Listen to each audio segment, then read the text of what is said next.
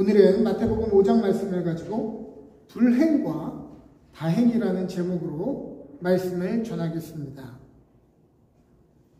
우리가 복이라고 하는 것을 성경에서 떠올릴 때 가장 흔하게 생각나는 성경 구절은 구약에서는 시편 1편일 것이고 또 신약에서는 오늘 마태복음 5장 팔복에 대한 것일 것입니다. 그러나 시편 1편은 우리가 흔히 생각하는 복, 바라는 복의 정의나 그것을 어떻게 얻을 수 있는지 비결에 대해서 다루지 않습니다.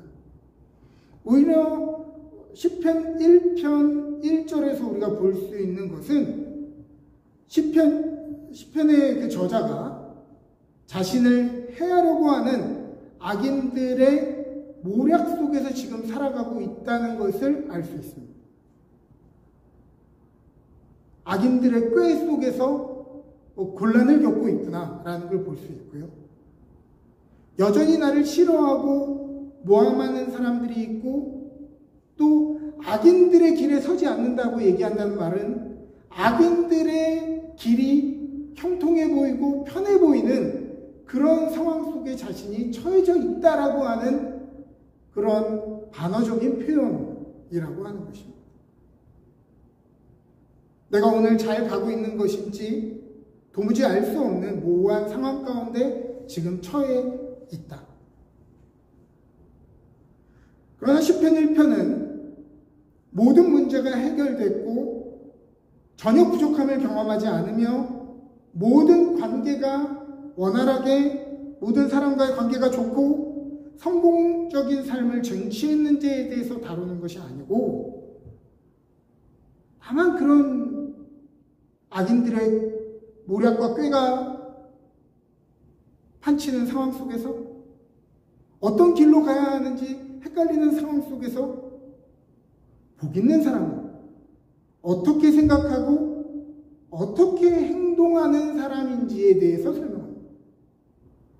다시 한번 얘기하죠.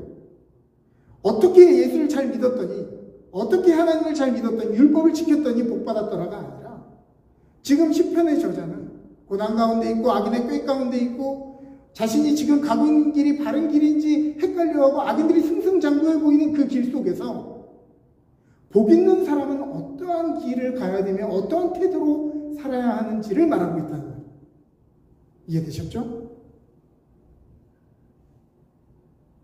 오히려 복 있는 사람은 삶을 어떻게 바라보는가, 고난을 어떻게 대처하고 일상이 얼마나 신비한 은총으로 가득 차 있는지를 보는 것이 바로 복 있는 사람의 삶의 자세다라고 이야기합니다.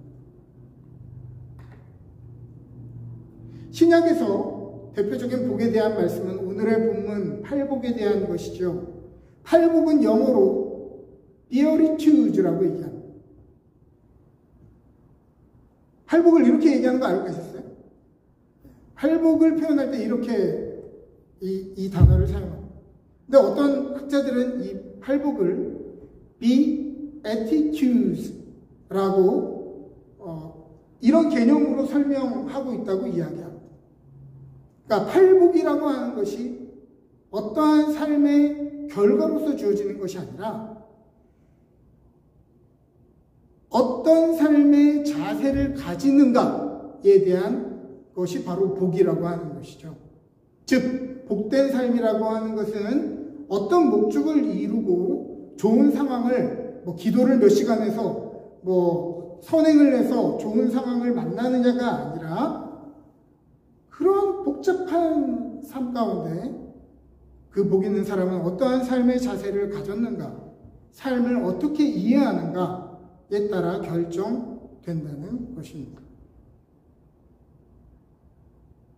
이런 관점의 일리가 있는 것이 8가지 복 모두 세상이 말하고 있는 우리가 흔히 얘기하는 저 사람 복 받았다라고 얘기하는 것과는 전혀 다른 것을 다루고 있으며 이러한 사람은 복되다라고 하시는 예수님의 선언 아래 어떠한 삶의 태도, 어떠한 삶의 자세를 가져야 하는지를 설명하고 있다는 것을 볼 수 있겠죠.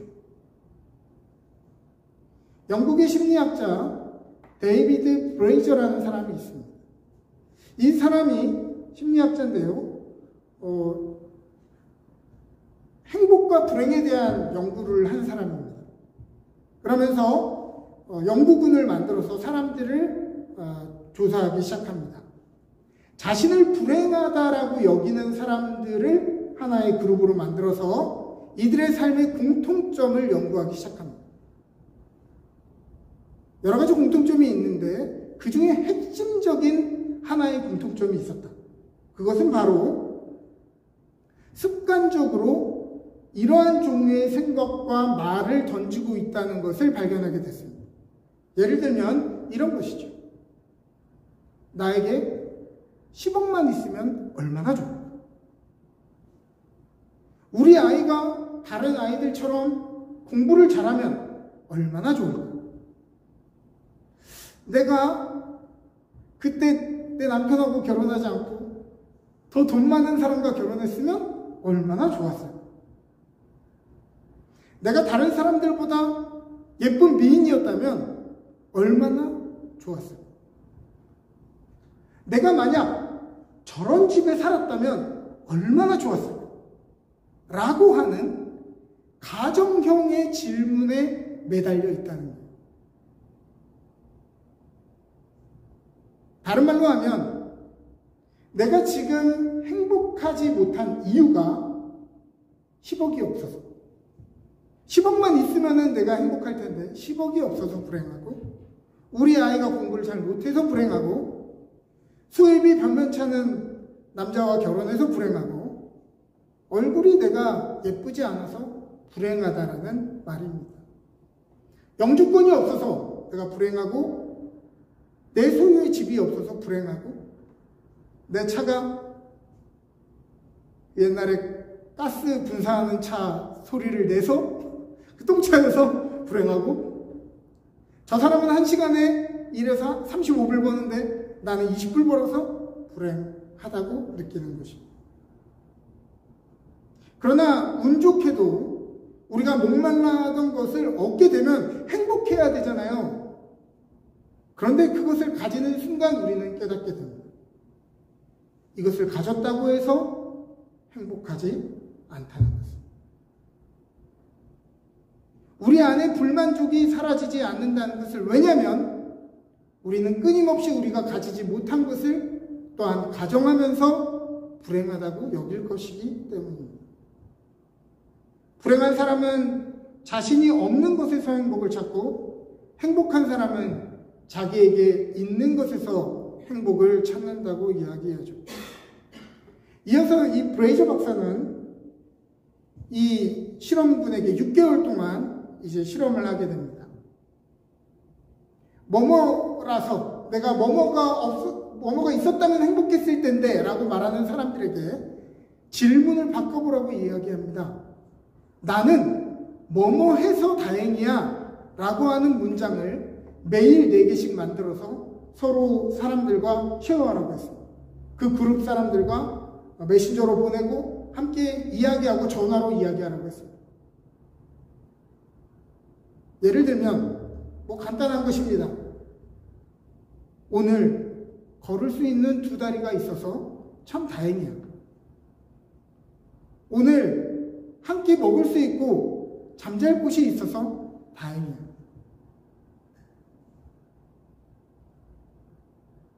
내가 우리 동네에 정말 아름다운 꽃을 보면서 아름답다고 느낄 수 있어서 다행이야. 어떤 사람들은 귀에 보청기를 끼고 소리가 안 들려서 고생하는데 나는 소리가 잘 들려서 너무나 다행이야.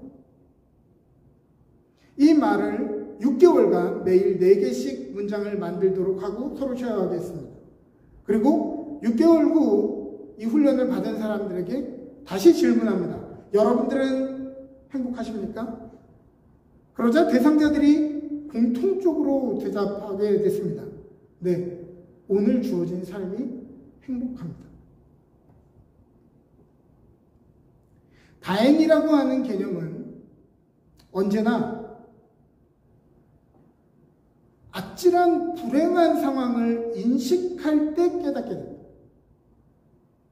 우리의 삶이 참 다행이다라고 느끼는 감정, 다행이다라는 감정은 우리의 삶의 불행한 상황을 인지할 때 나는 아직 그거에 나한테 오지 않았구나, 다행이다 라고 여기게 된다는 것입니다. 즉 불행이 무엇인가를 아는 사람만이 내 삶이 얼마나 다행인가를 알게 된다는 것이죠. 우리는 늘 이렇게 생각합니다. 건강이 당연한 것이고 우리의 삶이 갑자기 병이 생기면 그건 변수다라고 생각해요. 맞습니까? 그렇지 않아요. 사실은 우리가 정말 사람들과 같이 지내다 보면 또 이제 젊은 사람들이 아니라 이제 어느 정도 나이가 들다 보면요, 질병이 변수가 아니고 그냥 당연히 너무 흔하게 일어나는 것임을 보게 됩니다. 사랑하는 사람이 내 옆에 늘 있는 것이 당연한 것이 아니고 사실은 도저히 나 같은 인간하고는 못 살겠다고 얘기하는 게 사실은 상수입니다. 저도 가끔 느껴요. 나 같은 인간하고 살아주는 저 여자는 얼마나 대단한가. 그게 변수가 아니라, 그러니까 그게 상수가 아니라 그게 오히려 변수라는 거예요. 나랑 왜 살아주지?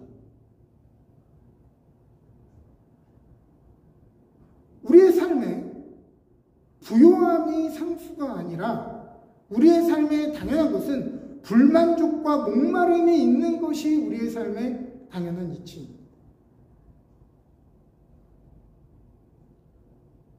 우리는 성공이 당연하다고 생각하지만 사실은 끝이 보이지 않는 인고의 삶, 언제 이것이 끝나고 언제 이것이 깨끗하게 정리되는지 모르면서 걷는 것이 우리 보통 사람들의 상수입니다.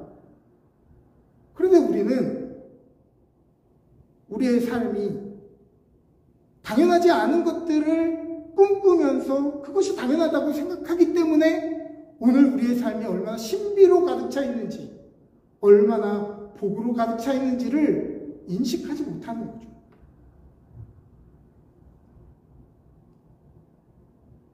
어쩌면 불행의 반대말은 행복이 아니라 다행인지도 모르겠습니다. 다행에 가까워 보입니다. 지금 내가 얼마나 위험한 상황에 처해 있는지, 얼마나 큰일 날 뻔한 상황에 있었는지 인식하는 사람에게만 우리의 삶은 참 다행이다라고 하는 깨달음이 오게 된다는 것입니다. 다행이다 하면 떠오르는 거 뭐 있습니까? 가수 이적의 다행이다. 근데 이 노래 가사를 보면 어찌 보면 이게 행복인가? 너무 당연한 말 아닌가라는 내용들로 구성되어 있죠. 노래 한번 해볼까요? 괜찮아요? 그러면 시험 드시지 않는다면 노래 좀 불러보겠습니다. 저 노래 잘하기 때문에. 그대를 만나고 그대의 머릿결을 만질 수가 있었어. 그대를 만나고 그대와 마주보며 숨을 쉴 수 있었어. 그대를 안고서 힘이 들면 눈물 흘릴 수가 있었어. 다행이다. 그대라는 아름다운 세상이 여기 있어 줬어. 하면 박수 치던데요. 찬양만 하다가 가요를 부르니까 힘드네요. 제가 원래 찬양만 하는 사람인데. 자, 오늘 이 가사를 한번 살펴봅시다.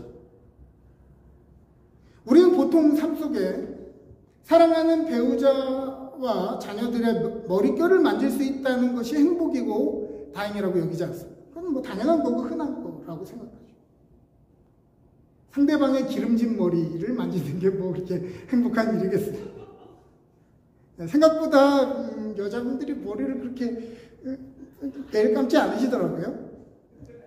제 주위에 여자들이 많아서 제 삶에 누나들도 많고 처제들도 많고 자주 보다 보니까 머리를 매일 안 감더라고요. 그 기름진 머리를 이렇게 만지는 게 뭐 다행이겠어요? 뭐 행복이겠습니까?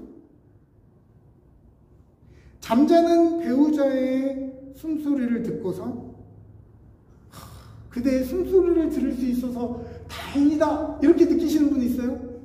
아, 저 인간 또 코고네. 나가서 잤으면 좋겠는데 이런 생각 드는 게 우리의 마음이죠. 내가 저 인간을 만나서 지지리도 궁상맞게 힘들고 울 일만 생기네 이렇게 생각하지. 힘들 때 힘든 건 내가 어떻게 할 수 없는 거지만 힘들 때 기대어 울 수 있는 사람이 있어서 다행이다 라고 생각하는 사람이 몇 명이나 되겠냐는 거예요. 힘들면 너 같은 인간 만나가지고 내가 힘든 건 이렇게 생각하지, 힘들 때 내가 당신한테 기댈 수 있어서 얼마나 다행인지 이렇게 얘기하는 사람들은 없단 말입니다. 우리는 이민의 삶 속에 쳇바퀴처럼 돌아가는 일상과 더 많은 수입을 벌지 못하는 것에 대해서 불행하다고 생각하지. 척박한 이민의 삶 속에서 먹고 살 수 있다는 것이, 생계를 유지한다는 것이 얼마나 다행인지 깨닫지를 못합니다. 그러나 사랑하는 사람이 예상치 못한 질병을 얻고 아파하는 모습을 볼 때, 우리 또한 당연한 줄 알았던 건강을 어느새 잃어버리고 질병을 겪을 때, 영원히 내 옆에 있을 줄만 알았던 사랑하는 가족과 사랑하는 내 친구들이 세상을 떠나갈 때, 당연하게 누리던 일상들, 당연하게 거닐던 그 거리들이 팬데믹과 같은 혼돈을 겪을 때, 일하던 직장을 잃고 회사가 망하거나 아니면 우리가 어떤 안 좋은 일로 회사를 그만두거나 다시 막막한 상황으로 돌아가야 할 때, 그때 비로소 우리는 그것들이 하나도 당연하지 않았었음을 깨닫게 됩니다. 누가복음 15장에는 잃어버린 것들에 대한 비유를 다룬다고 이야기했죠. 이것들은 사실 그저 원래 있었던 것들입니다. 그러나 잃어버리고 난 뒤에야 이 세 종류의 사람들이 패닉하게 되죠. 미친 사람들처럼 그것을 찾아 헤맸다라는 얘기 아닙니까? 양을 잃어버린 목자가 한 마리 찾으려고 99마리를 버려두고 간다는 얘기는 패닉에 빠져가지고 지금 미쳐가지고 한 마리에 지금 정신이 온통 빠져있다는 거죠. 여자가 온 집안 살림을 다 드러내면서 드라크마를 찾는 것, 여러분 뭐 하나 찾으려고 집안 살림 다 드러내는 거 얼마나 큰일입니까? 그러나 정신없이 미친 여자처럼 그것을 찾았다는 말입니다. 아들이 집을 떠나간 후에 그 아들을 찾아 헤맸던 아버지, 하루도 편안하게 자지 못했던 그 아버지의 모습, 그들이 그토록 찾았던 것은 세상의 성공도 대단한 재물도 어떤 대단한 비전도 아니었습니다.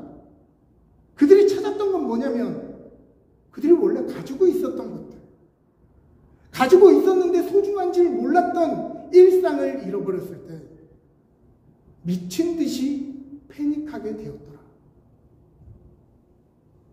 일상의 소중함, 가족의 소중함을 되찾은 그들은 기쁨을 이기지 못해 잔치를 벌입니다. 대단한 것들을 이득을 본 것도 아니고 대단한 이문을 보고 대단한 성과를 이룬 게 아닙니다. 그냥 잃어버렸던 것들을 찾았을 뿐이에요. 잃어버렸던 일상을 다시 돌려받았을 뿐입니다. 그러나 그들은 기쁨을 이기지 못해 잔치를 벌이죠. 여러분, 우리의 삶에 누군가와 잔치를 벌일 때, 누군가에게 한턱 쏠 때, 어떨 때 한턱 쏴야 돼요? 우리 자녀들이 좋은 학교에 들어가고 우리가 좋은 직장에 들어가고 그건 당연히 쏴야죠. 안 쐈어요? 그건 당연히 쏴야 되고, 어떨 때 우리가 누군가에게 잔치를 베풀어야 되냐면 우리가 인식하지 못하고 살았던 우리 일상의 소중함을 깨달았을 때 그때 쏴야 됩니다. 그 기쁨을 나눠야 됩니다. 잔치는 내 소원이 이루어진 뒤에 버리는 것이 아니라 잃어버렸던 것을 되찾고 그 소중함을 깨달았을 때 하는 것이죠.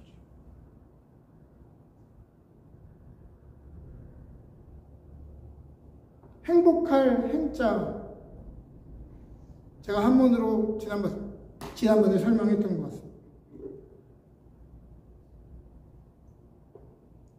행복할 행자는 열 십자와 매울 신자, 고난받을 아플 신, 고난받을 신자와 합쳐진 단어입니다.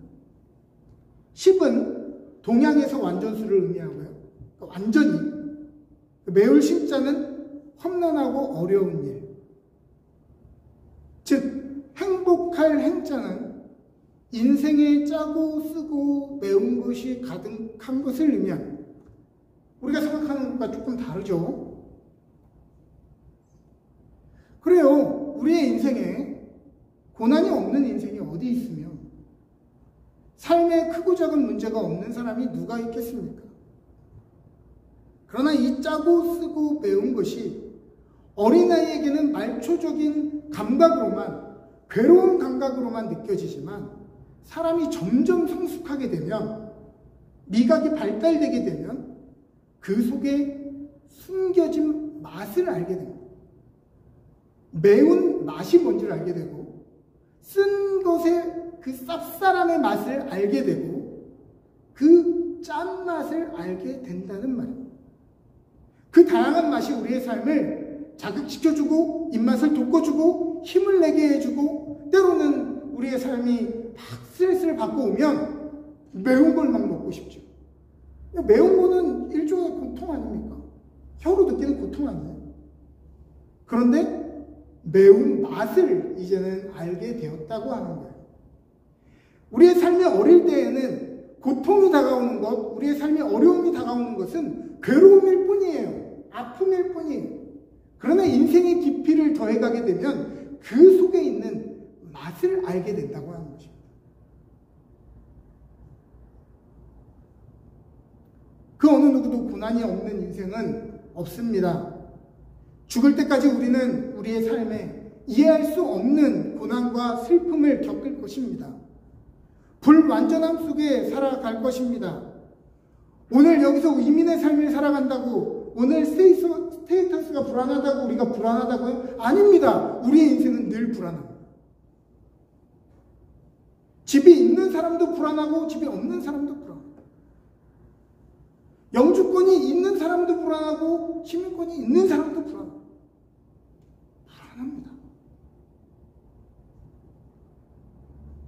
그러나 인생의 짜고 쓰고 매운 맛이 여전히 힘들기만 하고 부당하다고만 바라보면 우리의 인생은 불행하게만 보일 것입니다. 인생의 고난을 통해 깨닫고 성장하고 감사할 줄 아는 그 안에 있는 숨겨진 맛을 깨달아가는 사람은 자신의 인생이 얼마나 다행인지를 깨닫게 될 것입니다. 본문으로 돌아가 보죠. 심령이 가난한 사람은 복이 있답니다. 여기서 가난이라고 하는 원어는 고통당한, 억압된, 마음 상한이라는 뜻입니다. 사람은요, 인생에 답이 보이지 않을 때, 길이 보이지 않을 때, 내가 이것밖에 안 되나라고 하는 절망이 찾아올 때 비로소 마음이 가난해집니다. 인생이 가장 힘들 때는요, 우리가 배고프고 막 알 수 없는 상황에 처할 때가 아니고요, 나라고 하는 존재가 철저히 부정당할 때입니다. 나라고 하는 사람의 쓸모, 나라고 하는 사람의 존재가 부정당할 때 우리는 정말 힘듭니다. 결국 우리가 하나님 앞에서 아무것도 아니라는 것을 깨달은 사람만이 은혜를 받을 준비가 된 사람입니다. 내 인생이, 내 삶이, 내 인격이 얼마나 하나님 앞에서 파산되었는지를 내 힘으로, 내 능력으로 선한 것이 없다는 것을 철저히 깨달은 사람만이 십자가 안에서 한이 없는 은혜를 경험할 수 있는 것입니다. 내가 이렇게 했는데 나한테 이런 보상이 오지 않는 이런 사람은 절대 은혜 받지 못합니다. 외부에서 은혜가 오는 게 아니에요. 다른 사람이 전기 충격 같은 걸 줘가지고 우리가 막 찌릿찌릿하면서 이게 은혜구나 이러는 게 아니에요. 은혜는요, 마음이 가난해지고 인생의 바닥을 치면서 나는 진짜 주님의 도움 없이는 아무것도 아니구나라고 할 때 십자가 앞에 무릎 꿇게 되는 거예요. 예수님의 그 은총이 보이게 되는 것입니다. 이 땅은 고통으로 가득하고 저 천국 가기만 기다려야 하는 줄 알았더니 알고 보니 예수 그 십자가를 붙들고 사는 삶이 그 자체가 천국입니다. 우리 찬송가 가사도 있잖아요. 높은 산이 거친 들이 초막이나 궁궐이나 내 주 예수 모신 곳이 그 어디나 하늘나라. 이 땅에서는 고통만 가득하고 빨리 주님 마라나타 오셔서 구원하여 주옵소서 빨리 천국 가야지가 아니라 주 예수를 붙드는 그 자리가 하나님의 나라요 천국이라는 것을 깨닫게 되는 것입니다. 애통한 사람, 누군가의 아픔을 대신해서 슬퍼하는 사람은 복이 있습니다. 다른 사람의 아픔을 슬퍼하고 애도하다 보니 우리를 위해서도 말할 수 없는 탄식으로 기도하고 있는 분이 있다는 것을 그때야 깨닫게 됩니다. 내가 다른 사람을 위해서 안타까워하고 생각하고 그 사람을 아픔을 생각하면서 잠을 못 이룰 때 우리는 비로소 알게 되는 거예요. 나를 향해서도 잠 못 이루는 분이 있다는 것을. 나와 동행하시며 오늘도 내 안에서 말할 수 없는 탄식으로 오늘 내 마음을 위해 간구하고 계시는 분이 있다는 것을 비로소 깨닫게 됩니다. 어떨 때 우리가 다른 사람을 향해 애통하기 시작했을 때 그 전에는 보이지 않아요. 온유한 사람은 복이 있다고 얘기합니다. 온유하기 위해 온유한 것이 무엇인지 묵상하다 보면 도무지 이해할 수 없는 하나님이 우리를 향하신 그 하나님의 젠틀하심이 그 러빙 카인네스가 우리의 삶을 칭칭 감고 있다는 것을 깨닫게 되기 때문입니다. 그러니까 내가 온유해 보려고 애쓰지 않으면 볼 수 없는 것이 하나님이 얼마나 온유한 분인지, 얼마나 우리를 향해서 친절한 분인지. 우리가 사랑하는 우리의 사랑은 뭐예요? 사랑을 표현하고 내가 이렇게 사랑하는데 내 사랑을 안 받아? 세상을 향해서 우리가 난 사랑해서 내가 당신들 지적하는 거야. 사랑해서 내가 동성연애자들 지적하는 거야. 사랑하기 때문에 라고 얘기하죠. 그러나 우리가 하나님의 러빙 카인니스를 묵상하다 보면 하나님은 절대 우리에 대해서 그렇게 하신 적이 없다는 것을 깨닫게 됩니다. 하나님 마음대로 막 사랑하고 나서 우리가 그것을 이해하지 못한다고 그 사랑을 네가 안 받아줘? 그렇게 역정을 내는 분이 아니더라. 우리가 온유하려고 했을 때 하나님의 온유가 우리의 삶에 얼마나 두르고 있는지를 깨닫게 되더란 말이에요. 의에 줄이고 목마른 사람은 복이 있답니다.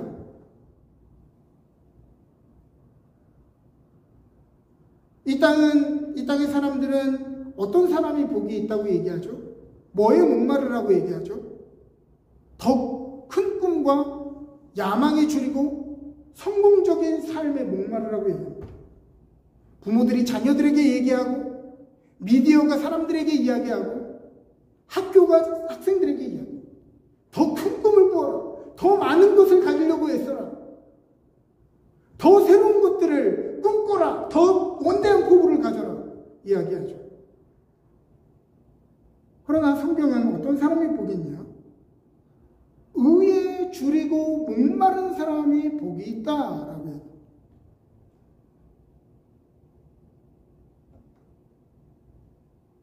왜냐하면 의에 줄이고 목마른 그 하나님을 보기 때문에. 긍휼히 여기는 자, 자비로운 자는 복이 있습니다. 제가 아비가 되어서 자녀들을 돌보면서 참 많은 걸 깨닫습니다. 저희 애들이 이제 사춘기가 되어서 말을 진짜 안 듣는데 제가 깨닫게 되는 거는, 나는 저거보다 말 더 안 들었는데. 우리 아버지, 우리 엄마는 나 어떻게 키웠나? 이런 생각이 듭니다. 그분들의 포기하지 않는 사랑과 끝까지 그럼에도 불구하고 보살피고 기다려주고 또 지원해 주었던 그 사랑 때문에 오늘까지 내가 살 수 있었음을 깨닫게 된다. 마찬가지로 우리가 누군가를 긍휼히 여길 때에 비로소 내가 어떤 긍휼을 받았는지를 깨달을 수 있기 때문에 긍휼히 여기는 자가 복이 있는 것입니다. 마음이 청결한 자는 복이 있습니다. 마음이 청결해지면 죄인 줄 모르고 누렸던 많은 것들을 포기해야 합니다. 이 땅에서 세금도 더 정확하게 많이 내야 합니다. 또 불편함을 감수해야 되고 때로는 이익을 우리가 당연히 받아야 되는 이익을 포기하는 것처럼 보일 때도 있습니다. 그래서 우리는 그것들을 다 치우지 않고 여지를 남겨두죠. 그러나 그것을 청소하고 비운 다음에 우리를 찾아오는 그 후련함이라고 하는 것을 우리는 경험해 보아야 합니다. 우리는 마음이 청결해졌을 때 비로소 거룩의 아름다움, 하나님의 아름다움이 어떤 것인지를 비로소 볼 수 있기 때문입니다. 화평하게 하는 자는 복이 있습니다. 화평은 공짜로 당연히 주어지는 것이 아니라 누군가는 중간에서 희생해야, 그 희생의 대가를 지불해야 화평이 주어집니다. 여러분, 세상이 부부간의 관계가, 자녀와 부모와의 관계가, 직장 동료들 사이의 관계가 왜 화평하지 못합니까? 다 서로의 이속을 챙기려고 하니까 화평하지 못하죠. 누군가는 화평하기 위하여 자신의 이익을 내려놓아야, 우리가 화평하려고 애쓸 때 우리는 도저히 가망성이 없는 우리와 하나님 사이를 화평케 하시려고 자신의 목숨을 내어놓으신 그리스도의 사랑의 크기를 깨닫게 됩니다. 의를 위하여 박해받는 자는 복이 있습니다. 주님을 믿음으로 말미암아 욕먹고 박해를 당하고 거짓 모함을 들으면 복이 있다고 합니다. 아니죠. 주님을 믿으면 성공하고, 주님 예수 열심히 믿었더니 박수 받고 막 잘 풀려가지고 말이요, 모든 억울함이 풀려야 복된 것 아닙니까? 의로운 일을 하면 인정을 받아야 하고 칭찬을 받아야지 왜 박해를 받는 것이 복이 있다고 얘기합니다. 여러분, 그러한 복 받고 싶으세요? 내가 열심히 일한 만큼, 내가 의롭게 산 만큼 인정받고 저 사람 괜찮다라고 평가받고 싶잖아요. 근데 우리가 의롭게 살았는데, 또 우리가 의를 위해 열심히 살았는데 욕먹고 박해당하고 거짓 모함을 들으면 얼마나 억울합니까?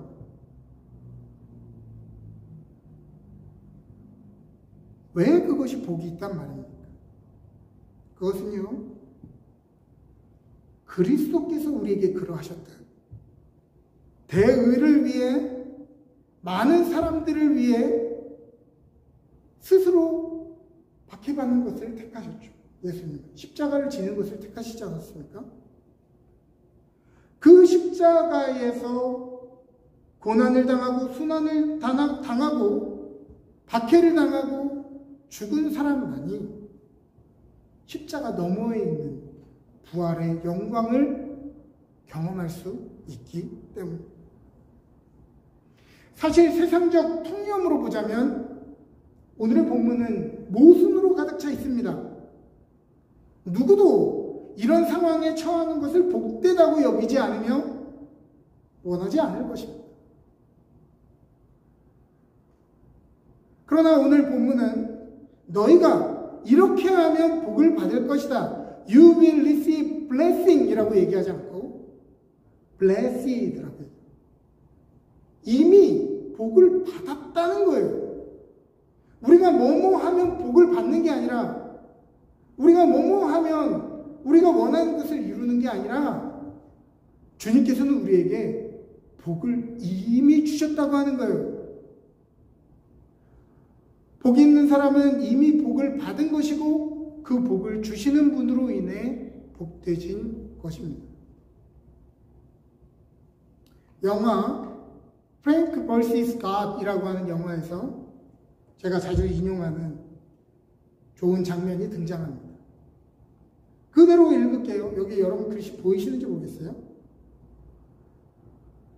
제가 힘을 달라고 하나님께 기도했더니 하나님은 힘이 아니라 저를 강하게 만들 어려움을 주셨습니다. 제가 하나님께 지혜를 달라고 구했더니 하나님은 지혜가 아니라 해결해야 할 문제들을 주셨습니다. 제가 하나님께 용기를 구했더니 막 솟아나는 용기가 주어진 것이 아니라 극복해야 할 위험을 나에게 보내주셨습니다. 제가 하나님께 사랑의 마음을 구했더니 하나님은 내 마음 안에 갑자기 사랑을 부어주신 것이 아니라 도움이 필요한 사람들을 내 삶에 보내주셨습니다. 내 모든 기도는 다 응답받았습니다. 우리는 힘을 달라고 기도했는데 힘을 주지 않으면 하나님께서 침묵하셨다고 해요. 하나님의 기도 응답 안 하셨다고 얘기해요. 지혜를 구했는데 이 지금 복잡한 우리 집에 이런 복잡다단한 문제 가운데 어떻게 해결할 수 있는지 지혜를 주십시오. 기도했는데 지혜를 안 주셨어. 하나님이 나에게 지혜 주시지 않았더라. 그게 아니더란 말이에요. 내가 하나님께 용기를 달라고 했더니 하나님이 용기를 채워주는 것이 아니라 극복해야 될 위험들을 막 보내주셨다.